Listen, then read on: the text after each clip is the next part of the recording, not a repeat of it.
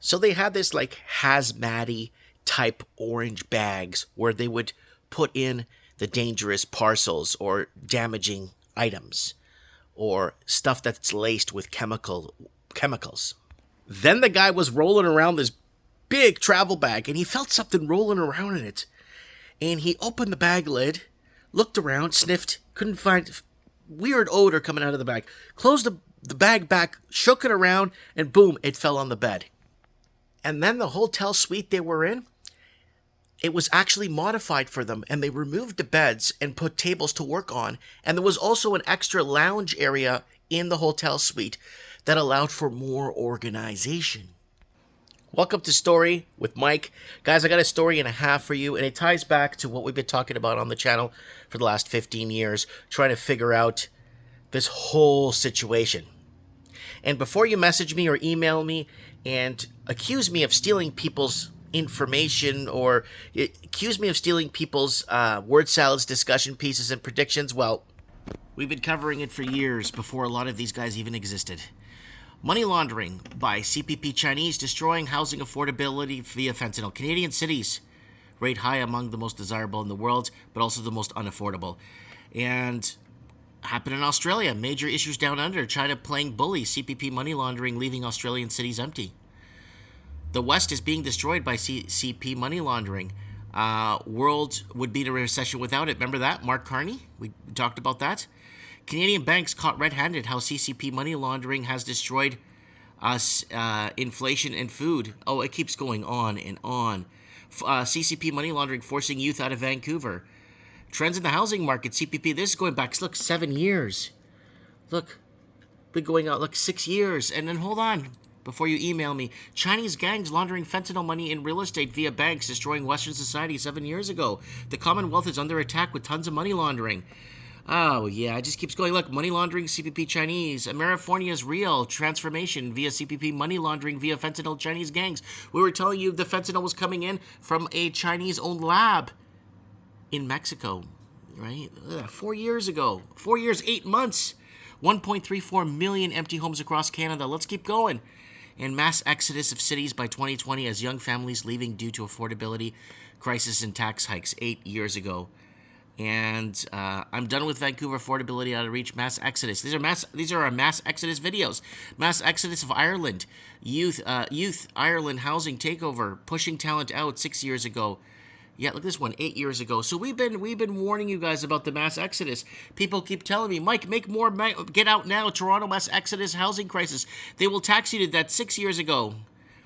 Toronto mass exodus is real. Food, fuel, set to skyrocket, pushing out young families 4 months ago. Ireland is dying, taxes, fuel, and that's a wrap-up of older videos we made into one video. And it keeps going. Oh, economic takeover, London, Dublin, Edinburgh, UK, mass exodus. If it's happened, we've spoken of it. Now, I got a story and a half I want to share with you guys. So a gentleman came forward to me who watched my Canada would be in a recession without money laundering. We were referencing a Better Dwelling article that's still up that Canada would be in a recession without money laundering. And obviously we tie that to all the Chinese capital flows leaving China and parking itself into Canada. Canadian real estate. Same thing in Ireland, England.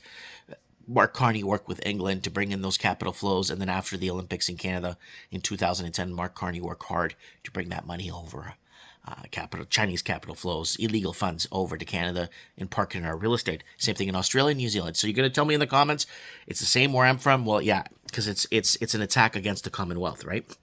So, gentleman came to me, said, look, Mike, I saw that video, and it's like, you're the only one talking about it. There's nobody talking about this. Nobody is talking about what you're talking about. You're the only person. And now, the last couple of weeks, last couple of months, it's all over the place. Some guy wrote a book. Everything is going crazy. And how the Chinese gangs and fentanyl, and we've been on this for years. You go back to my 2012 videos, walking the empty streets of Vancouver, Chinese money laundering, and we're seeing empty homes, just empty homes. I even had a family try to sue me, a Chinese family, try to sue me for filming their house by chance when I was walking down the street. In the background as I'm working, they say I caught their house in the video, and they wanted to sue me. Right? So this is how nervous, and I don't know, I think I would be nervous now if I used illicit funds to buy I don't know, the Canadian government won't do nothing about it anyway. Unless it's a Canadian that does it, right? Anyways, so this gentleman came to me in full confidence. He told me I could make a video, and I said, okay, I'll make a video. And it's a really interesting one, okay? So what was happening was he was a money counter. Him and I think 7 or 8 other people were money counters for the banks.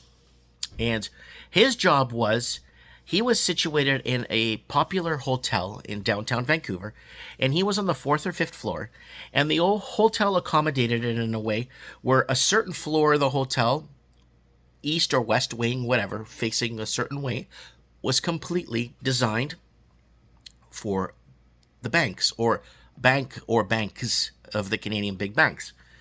So what happened was they would accommodate the rooms and remove the furniture from it and leave a desk and a computer, or they would bring in their computers and laptops, whatever, but they leave desks so they could set up their computers and set up their infrastructure to get working, right? And some of the hotel rooms had actual, he told me like an actual extra big room for board meetings and stuff. So this was a bigger suite, like big suites, right? Big bathroom, big everything, like big organized area to work out of, right? So it was a big, like huge extra room with a big board with 7 or 12 tables around it and a dry erase board. So the hotel would set them up with this, right? And what his job was to count money coming in from mainland China. And it's really, really interesting story because I have some of his notes here. And, okay, so what would happen is Canada was getting bombarded with cash. So the capital flows from China. Mark Carney worked really hard to get this money, this capital flows from China into Canada with almost no hindrance, like no turning a blind eye. We'll sell out the Canadians. It's all good, right? So when Mark Carney was the governor of Bank of Canada, then he went to England and did the same crap later and screwed their housing market up too. Anyways, so the bags were arriving at the banks. So these Chinese nationals were coming in, and they would send, I guess they call them grasshoppers or hoppers. So the actual person that owns the money won't bring it into the bank. They would use these grasshoppers or hoppers to come into the banks, and then at his specific bank, they would just lock it up in the vault area, and they would get 7 to 13 bags a day, 14 bags a day of money. And now they would have this kind of like a Brinks type of outfit security that would pick up all the bags, put them into an armored car or vehicle or something, and take it over to the hotel. Then they would use the hotel, you know, the thing that you put the luggage on when you reel it around. So they would use that and put the bags on there and then take them up to the counting area, right? And this went on from March 2010 when Vancouver put in the Vancouver model, allowing foreigners to bring their laundered and criminal money into Canada, and basically announcing the Vancouver model to the world. And then Sydney, Australia copied it. New Zealand, Auckland, New Zealand copied it. All these countries copied this. London, they all copied this model because they wanted Chinese money. They wanted the Chinese money to prop up their economies, boy. Woo! Right? And they wanted to impoverish their own citizens. Okay, so let's keep going. All right, so the money would show up. He'd get the money, and what he'd do, what would happen is those Brinks guys would take it there. They usually have a guard sitting by the elevators on that floor, just in case somebody's lost or kids are running around the hotel. They would say, sorry, you can't go into this left or west or east wing of the hotel. So there was a couple of rooms that they had there all lined up. So Buddy would go in, he'd go in, and there would be a knock on the door. They'd bring in the bags. He'd take all the suitcases and different bags and travel bags, backpacks, he said, everything off. Then it would be tagged from the bank. There would be a tag on it with an account number and a reference number, and there would be a Zillow or a real estate number on it, like a potential real estate to be purchased with this money, right? And then he would open the bags up. They would put them on a desk. They'd open them up. They'd use masks and they'd use gloves because a lot of the money would, not a lot, some of the money. So the money he wanted to, the one thing he hated the most was when people threw the money in. It was just thrown in there. So it doesn't come like you would watch. He said it never came like you would watch in stacks and it would have these money straps. It would never come like that. Very rarely. He said it may come like that once in a blue moon. But all the time it was just money that was thrown. US, and hold on a sec. 95% of the money was in US denominations, he said. It was always US dollars. Very rarely did they ever get any Canadian dollars to be counted. It was all American, right? So what they would do is, for the bank, he would count the entire bag. So he'd have to organize all the money first in denominations. And then he would have to count it through a machine. And then he would inspect the money to make sure there's no blood, traces of fentanyl crap or whatever that's on there. Because what he would do is, if there's any, if there's a, they would call it a, oh God, they would call it, he told me the name, they would call it a defaced bag. If there was a defaced bag or a damaged bag, they'd put it aside and they'd go in another room. Then someone else will open that bag, and if it's defaced, or if it's, was it defaced? Or decaminated,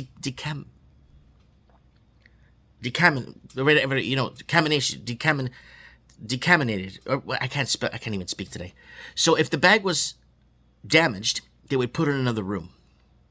Then from that room, they would actually, someone else would go in it, in more of a hazmat suitish, go through the money, and then they would wash it there if it's damaged, the money. So they would wash some of the money. If there's blood, or if he notices certain things, he would automatically move it to that room, and then that room would count it, right? And then they would clean the money and then put it back in its denominations and be counted there on the other room. So there was about 7 people, he said, roughly working for him, and he would count, they would count 7 to 15 bags of money per day. And that was kind of like the quota they had to hit. And this went on from March 2010 to April 2024. And the cash was unorganized. I already talked about that. And it was always thrown in. And I want to tell you about the orange bags. So now, when they get these bags too, sometimes there would be baby formula in there. Weird stuff. Syringes, like unused syringes, of course. Like really weird, bizarro stuff in there. And the stuff that they would find would go into an orange bag. Like an orange hazmat-y type thick bag. And then I think he told me that they would incinerate the bag of stuff. Right, so it would go into this orange bag. And then after, when the money was counted, he would print off a label, register it, send the message to the bank how much was in that briefcase. So I think the bank would I don't know how it would work from there. So he would put a number on, count it, this, and then it would go to the real estate company, where the real estate company now that they were working with would, I don't know if they recounted the money to confirm, but they would buy the property and then use the money and then deposit it. Or I don't know how it went from there. All I know is how he was counting the money. Now, let me tell you the story of the finger. Okay, so this is what I was told. This is what he said, okay? So they were counting one big bag, one big travel bag, and the money was just thrown in there. And he found a necklace in there, a couple of other things. And when it was done, the money was completely counted. They went through all the pockets and found nothing, put it aside.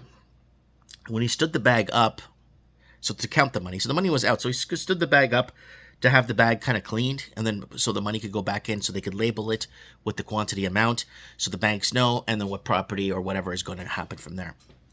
So there was something rolling around in the bag. So he took the bag and shook it. It's like, there's something in here. He opened up the bag. They opened up the bag. Like, what is rolling around? It sounded like something kind of, weird. So he looked around, couldn't find it. Looked around the zipper parts, couldn't find it. And then in the corner, I guess where it all gets all crumpled up, he found something. He pulled it out, and it was a finger. It was like somebody's finger was on it, and there was a small ring on the finger. So he threw it in the back of the bag, called somebody called some security. They went out, and then they basically put some gloves on, put it in a bag, and left. They weren't allowed to call the police, of course. They weren't allowed to do a lot of things, of course. And he believes that they were having lunch that day. So they had a big lunch. They ordered a huge, lunch. And then they could have thrown that all in with the food, all the garbage and stuff. That's what he thought happened to it after. But they did remove it from the room. They did examine it. But no police was called, I think. That's what he told me. But yeah, and this was back in, I don't know, like 2011 and 12, right? And then this is when he started to see the bidding wars, where people were bidding on property. Like, why are people bidding? Oh, because there's a shortage of properties. No, there isn't. Go back to our videos. We were already mentioning 1.4 million empty homes owned by Chinese criminals. 1.4, our government, we're calling them foreign investors. But Canada doesn't have a real GDP. Our GDP is based off of building homes and selling them to China. And our homes are, and basically, and money laundering and fentanyl. Those are our three biggest economies here in Canada. And we've been saying this for years. But now everyone's coming around and talking about it and becoming all these big heroes. But I was on the front lines, and you should read some of the comments on my old videos and what people told me. Some mean things they were telling me. But I kept persistent and moving on. So what the guy was really interesting. So they counted 7 to 11 bags per day. They worked 6 days a week. There was shifts. So there was one shift to 7, and they had about 4 or 5 rooms in that hotel. Big rooms too. They were suites. So the hotel was making bang, right? The hotel knew what was going on.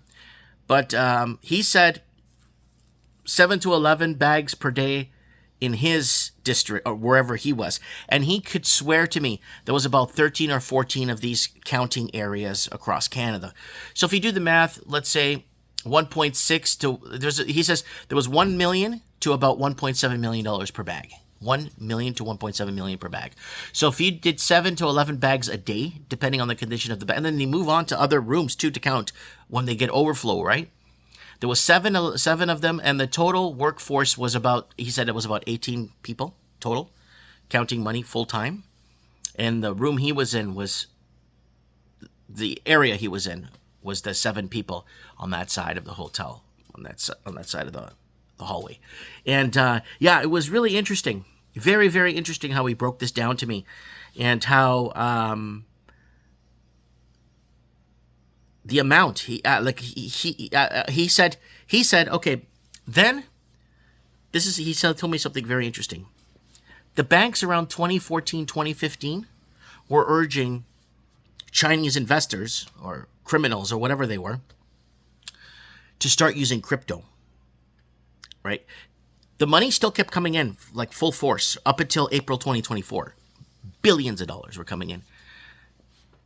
And then we covered the money laundering Canadian thing. That money laundering, okay, the whole money laundering investigations that they did, we already covered when we made 3 videos where they did launch an investigation in money laundering, and they had to shut it down because it was just so big. And I think it was 134... No, it was 91,000 Chinese nationals would have been arrested. That's what they were saying. So they had to shut it all down. So they had to shut it down and let the Canadians figure it out for themselves on how they're going to afford their food and their shelter, right? And yeah, he told me from coast to coast that he must have been multiple of these locations. He said that he could have sworn there's 2 or 3 in Toronto alone. Once Vancouver put the foreign buyer's tax in 2016, 2017, Vancouver put the foreign buyer's tax in Vancouver to make more money from these investors. That's what they were doing. But the investors kept paying the foreign buyer's tax. A lot of investors went to Seattle or Washington State and destroyed that place. And then the other investors went to Toronto. And we told you guys 8 years ago, it's there. Video's up. Tsunami of money laundering headed Toronto's way. And it did. It took that housing market from, if you look at the numbers from 2016, 2017, when that foreign buyer's tax was put in, it completely obliterated the Toronto housing market and the GTA. The whole surrounding area got it completely obliterated, destroyed, right? So, anyways, I just wanted to put this up there and give you guys a little insight on how a lot of this money was pushed in. But the crypto was a big thing the banks were pushing. And they didn't see a decrease of money laundering, even though a lot. They're thinking there's about $37 billion, maybe up to $50 billion, that was used through crypto to buy Canadian real estate from China. So they would just load up on the crypto, come to Canada, and then the banks will facilitate the crypto and not ask them any questions, right? The Money Laundering Act that's in Canada, that's in place, is made for people like myself that live in Canada. So when I wanted to buy the house I'm in a two-stoplight town, because I left the city, right? I left the city of Vancouver. So I said, I'm coming to this small two-stoplight town. Everyone was laughing at me and saying, what a loser. Poor white boy can't afford to buy in Vancouver. Poor boy, you have to leave, right? So anyways, so what happened was they actually have to, you're buying a house? Yeah, I have some money saved that I've saved over the years for a deposit for a house in Vancouver. You're buying a house? Why? Well, I want to raise my family. So they actually, when I announced I was buying a house and I was going to do everything, they actually had to do a background check on me for money laundering. I had to fill out 200 forms, and that was done. Oh, you own a business? Yeah, I own a retail store in the mall. We're going to audit that for you now. So I had to pay $7,000-$8,000 to an accountant to audit my business to make sure that I wasn't money laundering. So those money laundering laws that are in place are for, I'm a dual citizen, I'm a Portuguese Canadian. So the Canadians, the people that want to support and fix their families here and live a life and actually live in the country, unfortunately, those money laundering laws are put in place for us. It's not put in place. I have another video where I have a gentleman come in my store yelling at me, not at me because he's mad, because he's being checked for money laundering and all this stuff, and he wants to buy a house in Merrick, and he's selling his home in Vancouver. And I'm like, well, the problem is you're Canadian. That's the problem. He never thought of it like that. It's like, you're right. Because they don't do it to people coming off with briefcases, right? Yes, people in the comments are going to say, they did the casino thing, Mike. They did it through the casinos. They did it through colleges. We covered all of that already. They've done it many, many, many ways to get their money, clever ways to get their money into Canada, but they didn't have to work too hard. They didn't really have to. They just come out with briefcases. Holy crap. Then they come, once the briefcases are labeled and tagged, they come and pick them up in that same wheel thing, put it into an armored car and leave, and actually leave the hotel premises, right? And the banks were just grooving with all these illegal funds, right? Just grooving with these billions of dollars, right, of illegal funds that were coming in. So anyways, I just wanted to share that with you guys. I don't think no one's really going to watch this video because it's kind of boring, but this is how Canada sold out, and it happened with Australia. I don't know how it happened there. I'm not going to speculate with the same story, but it happened with Australia. It happened with New Zealand, the UK, Ireland, Scotland, London. It's all destroyed by Chinese money laundering completely. Our country calls them foreign investors, but they've completely destroyed us inside out. Anyways, guys, let me know what you guys think in the comments below. Mike Martins here. I have spoken.